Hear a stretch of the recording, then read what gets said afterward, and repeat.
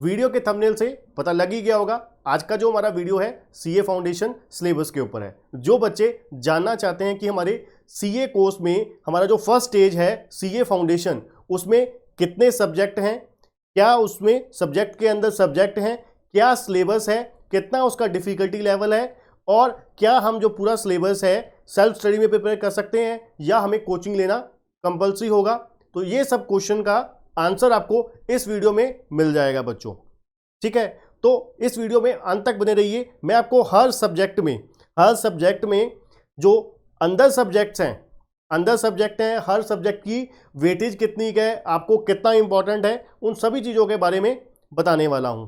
ठीक है, अगर आप पूरे सीए कोर्स के बारे में जानना चाहते हैं, पूरी कंप्लीट डिटेल जानना चाहते हैं सीए कोर्स के बारे में, शुरू से लेकर एंड तक, सीए क्या करता है, सीए की क्या क्या अपना स्कोप हो सकता है, क्या सीए सैलरी क्या हो सकती है, ठीक है, इंडिया में क्या स्कोप है, फॉरेन में क्या स्कोप है, ड्यूरेशन कितनी होती है, टोटल स्टेजेस कितने होते हैं, ये सब कुछ डिटेल आपको हमारे एक वीडियो में मिल जाएगा, जो डिस्क्रिप्शन बॉक्स में आपको लिंक उसका मिल जाएगा।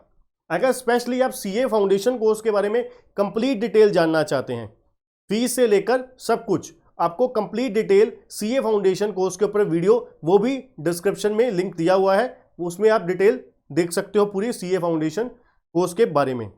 ठीक है, तो मैं आपको बता दूं, मेरा नाम है सीए संदीप अरोड़ा और मैं आपको करवाने जा रहा हूं सीए फाउंडेशन के सिलेबस के बारे में complete knowledge.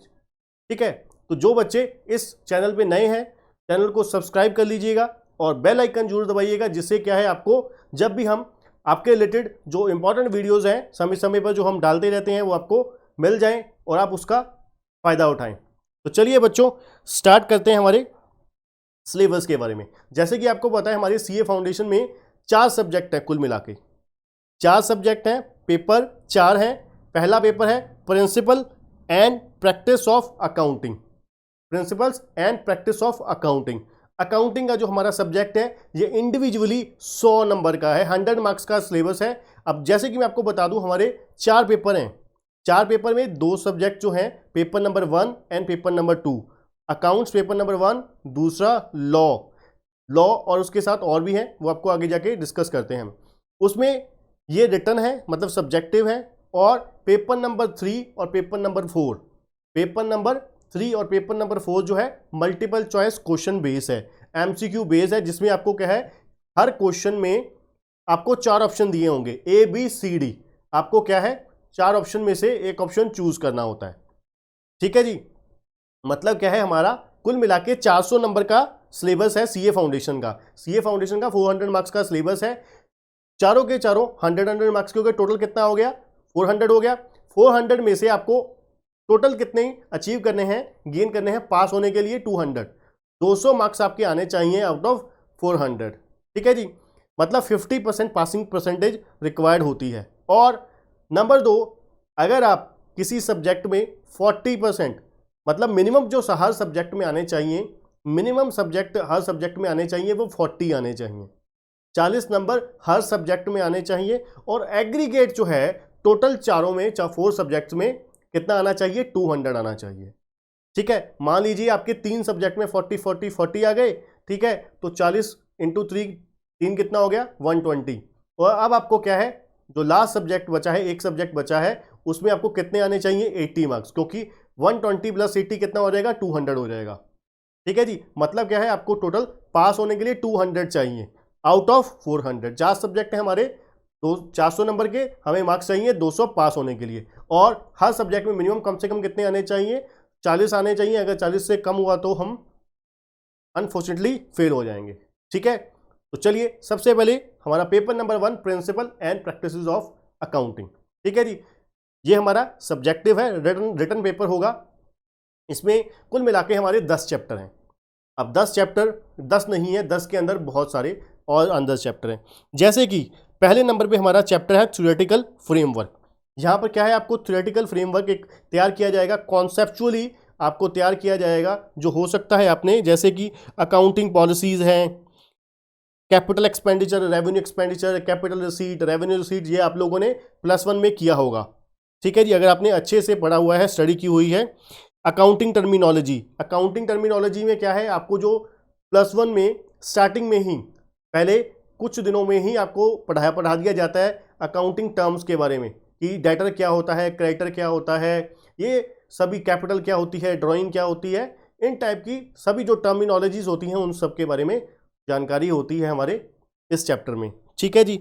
Accounting concept, principle and convention, business entity concept, ठीक है ना, इस तरीके के जो कॉन्सेप्ट होते हैं इसमें हमारे को पढ़ने को मिलेंगे। ये भी आप लोगों ने +1 में पढ़ रखा है। अगर अच्छे से आप लोगों ने +1 में पढ़ाई कर रखी है, अच्छे से सीरियस होकर आप लोग पढ़े हो +1 में, तो ये फर्स्ट जो चैप्टर है आपका +1 में ही कवर हो चुका है। ठीक है। उसके बाद accounting as a measurement discipline, valuation principle, accounting estimates वगैरह, ठीक है, प्रोविजन फॉर बैड डेट, ठीक है, इन्वेंट्री वैल्यूएशन, अकाउंटिंग एस्टिमेट्स। उसके बाद अकाउंटिंग स्टैंडर्ड्स के बारे में कॉन्सेप्ट और ऑब्जेक्टिव दिए हुए हैं। यहाँ पर ज़्यादा नहीं है, सिर्फ इंट्रोडक्शन ही है एएस के बारे में, क्योंकि अकाउंटिंग स्टैंडर्ड बहुत ज़्यादा डिटेल में आपको सीए इंटरमीडिएट और सीए फाइनल दोनों में आने वाला है, इसलिए यहाँ पर डरने वाली बात नहीं है। अकाउंटिंग स्टैंडर्ड में कुछ खास नहीं है। और लास्ट में IAS, इंडियन अकाउंटिंग स्टैंडर्ड के बारे में कॉन्सेप्ट और ऑब्जेक्टिव, कुछ थ्योरेटिकल हल्की सी इन्फॉर्मेशन आपको दी गई है। ठीक है जी। ये हमारा पहला चैप्टर था अकाउंटिंग फ्रेमवर्क, थ्योरेटिकल फ्रेमवर्क के बारे में। दूसरा अकाउंटिंग प्रोसेस, इसमें क्या क्या है, बुक्स ऑफ अकाउंट्स है, ट्रायल बैलेंस है, रेक्टिफिकेशन ऑफ एरर्स है। मतलब ये जो journal, ledger, trial, subsidiary book, cash book, ये सब कुछ इसी चैप्टर में ही है। ठीक है जी। रेक्टिफिकेशन ऑफ एरर जो आप लोगों ने +1 में किया हुआ है, काफ़ी इंपॉर्टेंट चैप्टर है। और आपको पता है जर्नल एंट्री और रेक्टिफिकेशन ऑफ एरर सिमिलर है, इसलिए रेक्टिफिकेशन एरर का एक सम जरूर आता है, इंपॉर्टेंट चैप्टर है ये। ठीक है जी। उसके बाद बैंक रिकंसिलिएशन स्टेटमेंट, ये आप लोगों ने +1 में पढ़ रखा है। ठीक है जी। ये भी बहुत इंपॉर्टेंट है, जिसमें आप लोग क्या करते थे, बैंक बैलेंस एज पर कैश बुक दिया होता था और पासबुक हम लोग क्या करते थे, रिकंसाइल करते थे कि कैश बुक और पासबुक का बैलेंस आपस में मैच क्यों नहीं कर रहा। ठीक है जी। उसके रीजन जानते थे, रिकंसिलिएशन स्टेटमेंट बनाते थे, और एक मेमोरेंडम रिकंसिलिएशन अकाउंट का भी कॉन्सेप्ट होता था। ठीक है जी। उसके बाद चौथे नंबर पे चैप्टर हमारा है इन्वेंट्रीज। इन्वेंट्रीज क्या है, यहाँ पर इन्वेंट्री वैल्यूएशन के बारे में हम लोग जानेंगे इस चैप्टर के थ्रू। ठीक है जी। पांचवा चैप्टर है concepts and accounting of depreciation. Depreciation आप लोगों ने +1 में पढ़ रखा है, इसमें थोड़ा सा एक्स्ट्रा है। ठीक है जी। डेप्रिसिएशन, स्ट्रेट लाइन, WDV, ठीक है, और बहुत सारे मेथड होते थे, प्रोडक्शन मेथड, लीजिंग मेथड, ठीक है, सिंकिंग फंड मेथड, इस तरीके से। और चेंज इन मेथड आपके सिलेबस में होता था आई थिंक, पर करवाते नहीं है स्कूल वाले ज़्यादातर। ठीक है जी। उसके बाद हमारा चैप्टर नंबर 5 क्या है, डेप्रिसिएशन। ये भी इंपॉर्टेंट चैप्टर में से एक है, इसमें से भी क्वेश्चन एक आ जाता है। उसके बाद अकाउंटिंग फॉर स्पेशल ट्रांजैक्शन, ये बहुत इंपॉर्टेंट है।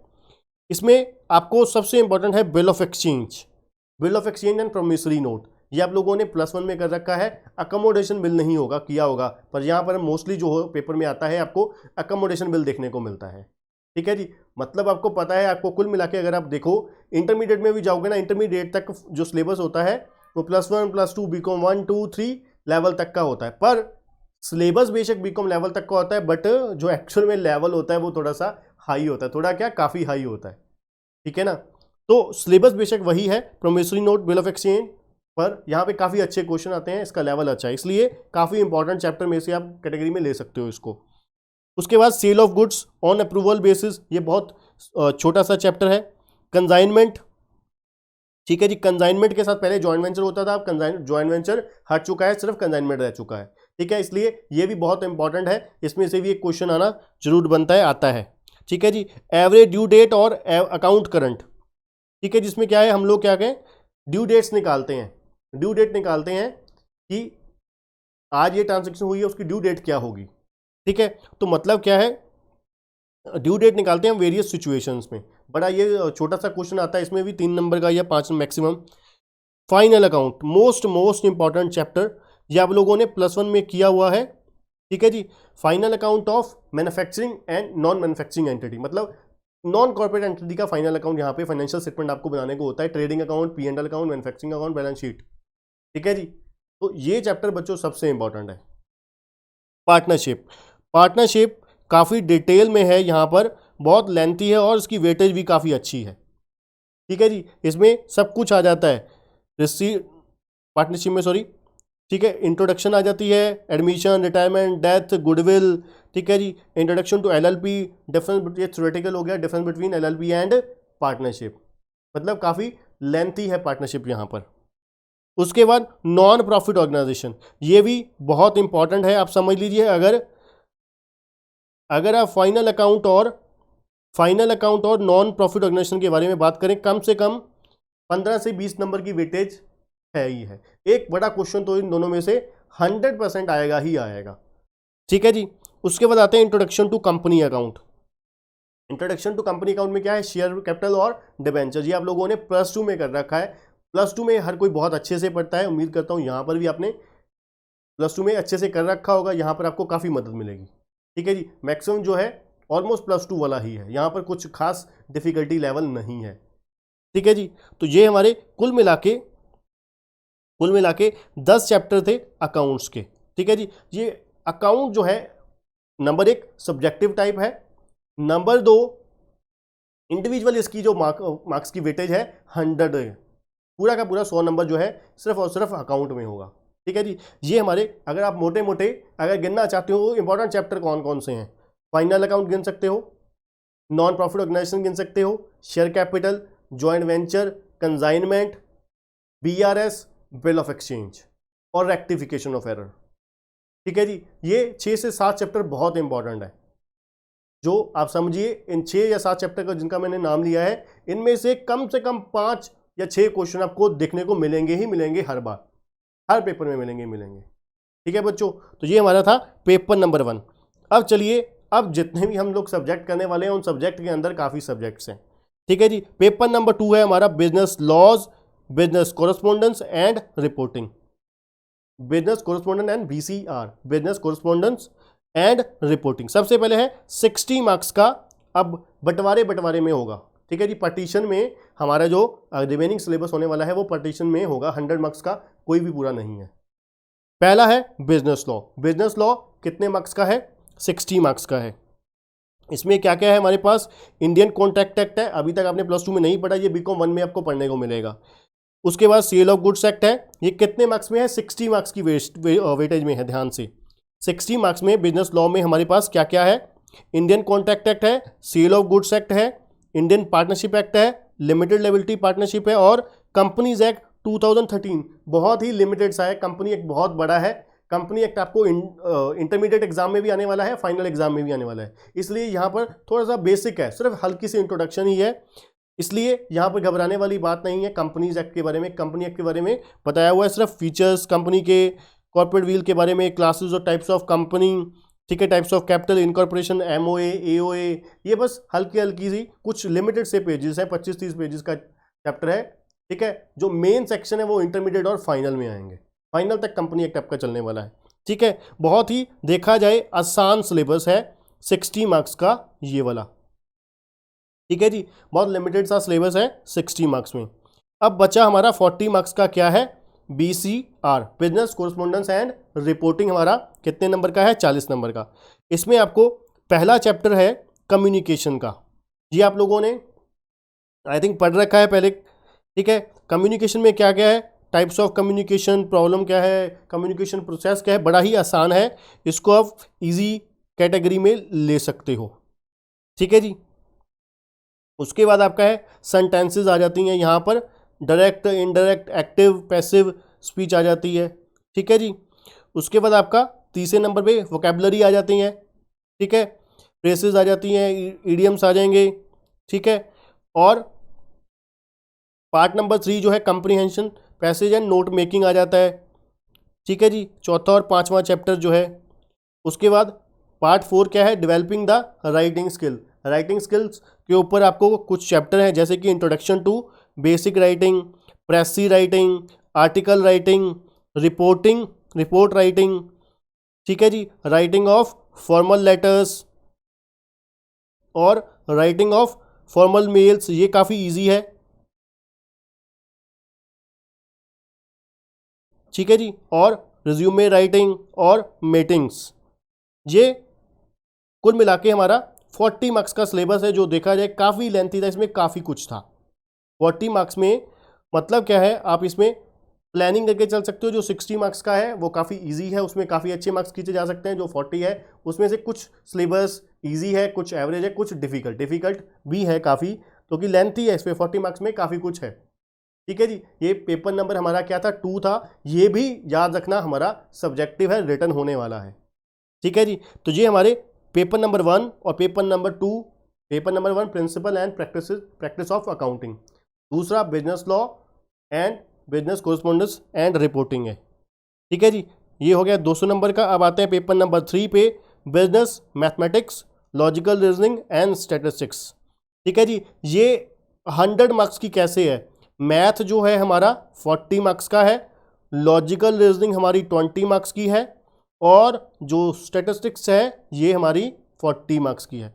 कुल मिला के हमारा जो सिलेबस बनता है 100 मार्क्स का बनता है। टोटल 100 क्वेश्चन आने वाले हैं यहाँ पर। ये आपका क्या है, multiple choice question base exam है सारा का सारा।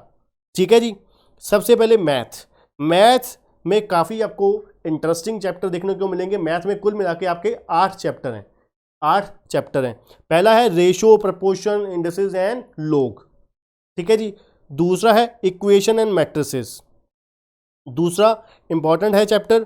तीसरा लीनियर इनइक्वालिटी, बहुत सिंपल सा चैप्टर है। ठीक है जी, बहुत छोटा सा चैप्टर है। चौथा है time value of money, most important chapter of this section. 40 number की वेटेज है टोटल, आपको पता है मैथ की, बिजनेस मैथमेटिक्स की जो वेटेज है टोटल 40 मार्क्स की है। पर अगर आप मानना चाहो 40 में से कम 10 से 12 नंबर, कम से कम 10 to 15 मार्क्स के 10 से 15 के बीच में क्वेश्चन आपको इस चैप्टर में देखने को मिलते हैं। तो आप सोच लीजिए कि कितना ज़्यादा इंपॉर्टेंट होगा। टाइम वैल्यू ऑफ मनी के ऊपर एक पूरी बहुत अच्छी प्लेलिस्ट बना रखी है। ठीक है, अगर जिस बच्चों को देखना है वो डिस्क्रिप्शन में जाके उसका भी लिंक दिया हुआ है। ठीक है जी, टाइम वैल्यू ऑफ मनी। उसके बाद permutation and combination. Time value of money में बहुत कुछ है, NPV, present value, future value, simple interest, compound interest, annuity, sinking fund, बहुत कुछ है। ठीक है जी, आपको बहुत अच्छा, बहुत मज़ेदार, बहुत इंटरेस्टिंग चैप्टर है, जो क्या है आपको सीए इंटरमीडिएट प्लस फाइनल तक काम आने वाला है। ठीक है ना, इंटरमीडिएट और फाइनल एग्जाम तक काम आने वाला है। उसके बाद परमुटेशन एंड कम्बिनेशन, ये भी बहुत इंपॉर्टेंट चैप्टर है। मान लीजिए अब कम से कम 40 में से कम 50 to 60% की वेटेज इन 2 चैप्टर की है। अब आप अपने आप समझ सकते हैं कि कितना ज़्यादा इंपॉर्टेंट है ये दोनों चैप्टर। उसके बाद सीक्वेंस एंड सीरीज बहुत आसान है, एपीजीपी, जिसको हम arithmetical progression and geometric progression बोलते हैं। ठीक है जी, उसके बाद सेट रिलेशन एंड फंक्शन, और basics application of differential and integral calculus. ये डिफ़िकल्ट है काफ़ी। ठीक है जी, काफ़ी, क्योंकि मुझे मैथ आता नहीं है, जहाँ तक मैंने अपने टाइम पे किया हुआ है सीपीटी में, मुझे तो बहुत डिफ़िकल्ट लगा था। ठीक है, एक्चुअल जो है जो मैथमेटिक्स का और लॉजिकल रीजनिंग का जो सिलेबस है वो हमारे यहाँ आपको पता है नेहा अरोड़ा मैम करवाती हैं। ठीक है, और जो बाकी है वो मेरे पास होते हैं, और लॉ जो पेपर नंबर 2 है वो सीए जगदीप अरोड़ा सर करवाते हैं। ठीक है जी, हमारे पास हमारी सीए फाउंडेशन की फुल कोर्स आपके पास अवेलेबल आपको मिलेंगी, पूरे नोट्स के साथ, आपको वीडियो लेक्चर्स के साथ और टेस्ट सीरीज़ के साथ। ठीक है जी, फुल कोर्स अवेलेबल है हमारे पास। अगर आप क्लासेस बाय करना चाहते हो तो डिस्क्रिप्शन में उसका भी लिंक दिया हुआ है हमारी वेबसाइट का, तो वहाँ पर, या फिर डिटेल जानना चाहते हो तो नीचे दिए हुए डिस्क्रिप्शन में नंबर दिया हुआ है। ठीक है, और आपको स्क्रीन पे भी नंबर एक दिखाई दे रहा होगा, उस पर क्या है आप लोग पूछ सकते हो। ठीक है जी, और नेक्स्ट है 20 मार्क्स का लॉजिकल रीजनिंग। ये काफ़ी इंटरेस्टिंग है। 40 नंबर का हमारा पहला क्या हो गया, मैथ में हमारे 8 चैप्टर थे। ठीक है जी, 8 के बारे में हमने जान लिया कि कौन सा इंपॉर्टेंट है, कौन सा आसान है। लॉजिकल रीजनिंग में आपको लिमिटेड सा सिलेबस है, 20 मार्क्स का है। Number series, coding, T coding है, डायरेक्शन है, सीटिंग अरेंजमेंट है, ब्लड रिलेशन है, सिलोजिज्म है। ठीक है, बहुत ही आसान सिलेबस है, इंटरेस्टिंग है, काफ़ी मज़ेदार है। ठीक है, तो इसमें ये स्कोरिंग सब्जेक्ट है। अगर आपने नहीं किया, अगर आप सेल्फ स्टडी करना चाहते हो तो हो सकता है आपके लिए डिफ़िकल्ट हो जाए।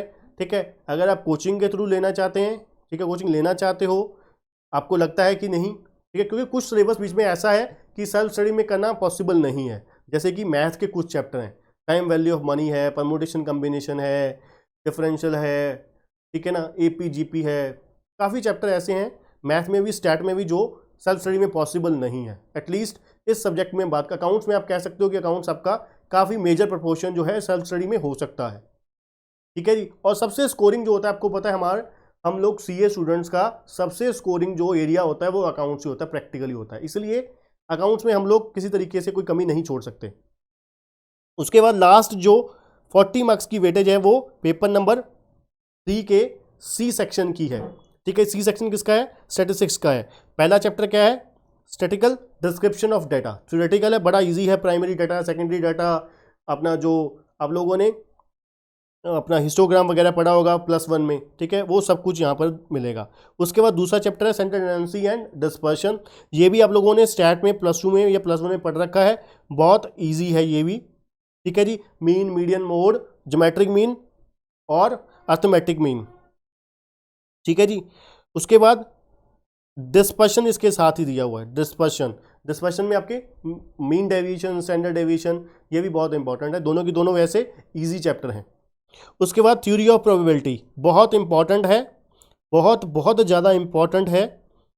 अगर आप लोगों ने कहीं पे कर रखा है तो शायद आपको आसानी से समझ आ जाए सेल्फ स्टडी में, अदरवाइज इसमें आपको बहुत कुछ मेहनत करनी पड़ेगी सेल्फ स्टडी में और कोचिंग में भी, ठीक है। अगर कोचिंग भी लेते हो तो आपको ये कोचिंग में लेने वाला चैप्टर है।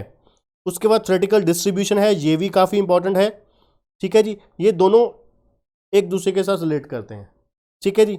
उसके बाद कोरिलेशन, रेग्रेशन, ये अपने +2 में और +1 में पढ़ रखा होगा स्टैट में।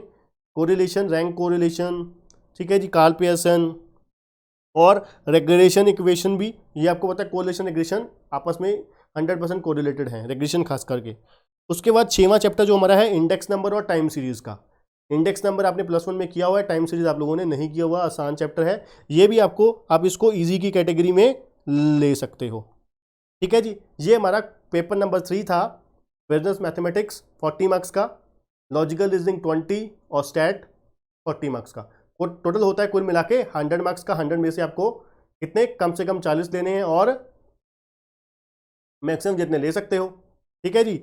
और तीसरा पेपर हमारा हो गया। अब चौथा है हमारा business economics and business and commercial knowledge, BCK, business economics and BCK। Business economics है 60 मार्क्स का और BCK है 40 मार्क्स का। बिजनेस इकोनॉमिक्स आप लोगों ने काफ़ी पढ़ रखा हुआ है, +1 में, कुछ +2 में होगा, ठीक है। और BCK आपने बिल्कुल नहीं पढ़ रखा, आपने बिल्कुल ही उसके बारे में किसी तरीके की कोई जीरो नॉलेज है आपकी, ठीक है जी। तो इस सब्जेक्ट में आपको इकोनॉमिक्स में इतनी ज़्यादा मेहनत नहीं करनी पड़ेगी, क्योंकि इकोनॉमिक्स आप लोगों ने काफ़ी पढ़ रखी हुई है। पहला है इंट्रोडक्शन है बिजनेस इकोनॉमिक्स के बारे में, जैसे सभी चैप्टर में, सभी सिलेबस में होती है। दूसरा है demand and supply. Demand and supply जो आपने +2 +1 में कर रखा है उससे थोड़ा सा एक्स्ट्रा है, ज़्यादा कुछ मेहनत नहीं करनी पड़ेगी। उसके साथ क्या क्या है डिमांड एंड सप्लाई के साथ? Theory of consumer behaviour, demand forecasting, ठीक है, लॉ ऑफ सप्लाई, ठीक है जी, इंडिफरेंस कर्व, ये इंपॉर्टेंट है। ये थोड़ा सा आप इसको डिफ़िकल्ट और प्लस इंपॉर्टेंट की कैटेगरी में ले सकते हो। उसके बाद theory of production and cost, ये भी इंपॉर्टेंट चैप्टर है, ठीक है जी। ये भी आप लोगों ने कहीं ना कहीं हल्का बोटा पढ़ रखा है। सब types of market, monopoly, perfect competition, ठीक है ना, ये सब आपने पढ़ रखी है। मोनोपोलिस्टिक कंपटीशन, ओलिगोपोली, ये सब। और लास्ट है छोटा सा चैप्टर है बिजनेस साइकिल, ठीक है जी। ये हमारे सिर्फ और सिर्फ 5 चैप्टर थे हमारे किसमें, इकोनॉमिक्स वाले पोर्शन में 60 मार्क्स में, ठीक है। 5 के अंदर भी आपको पता है चैप्टर के अंदर भी सब चैप्टर काफ़ी हैं। उसके बाद BCK बहुत थोड़ा सा सिलेबस है, ठीक है जी, बट इंटरेस्टिंग है, बड़ा मज़ेदार है, ठीक है जी। आपको बड़ा अच्छा लगेगा, बड़ा मज़ा आएगा। इसमें कुल मिला के हमारे पास 6 चैप्टर हैं, ठीक है जी।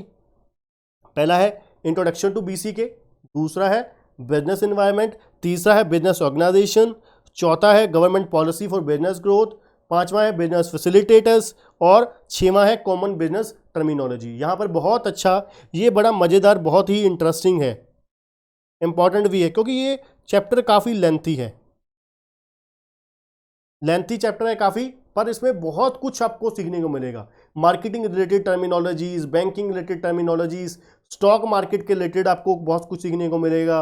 और अदर हम जो बिजनेस में चीज़ें बार बार यूज़ करते हैं, टर्म्स जो बार बार यूज़ होती हैं, वो यहाँ पर आपको बहुत कुछ सीखने को मिलेगा, ठीक है जी। तो ये बच्चों हमारा कुल मिला के 400 मार्क्स का CA फाउंडेशन का सिलेबस था, जिसमें हमारे 4 सब्जेक्ट थे। पहला subject principles and practice of accounting, 100 marks का। कितने?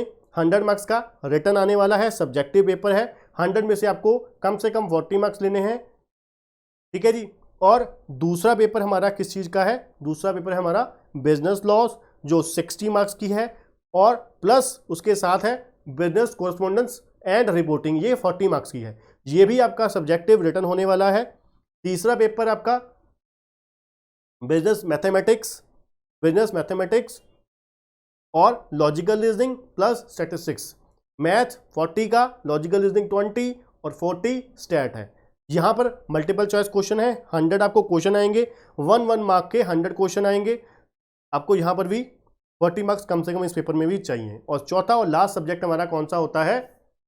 इकोनॉमिक्स, बिजनेस इकोनॉमिक्स, 60 मार्क्स की, प्लस उसके साथ क्या है? बीसीके 40 मार्क्स का है। दोनों ये भी मल्टीपल चॉइस क्वेश्चन बेस होंगे। यहाँ पर भी आपको कम से कम 40 मार्क्स चाहिए। कुल मिला के आपको चारों पेपर में एग्रीगेट कितने चाहिए? 200 चाहिए, ठीक है जी। तो इस लेक्चर में बच्चों इतना ही। अगर आपको किसी तरीके की कोई डाउट है, कोई क्वेरी है, आप कमेंट बॉक्स में जाके कमेंट कर सकते हैं। आपको जल्द से जल्द हम कोशिश करेंगे आपके क्वेरी का, डाउट का आंसर दिया जाए, ठीक है। तो आज के लेक्चर में बच्चों इतना ही। देखने के लिए बहुत बहुत थैंक यू, धन्यवाद।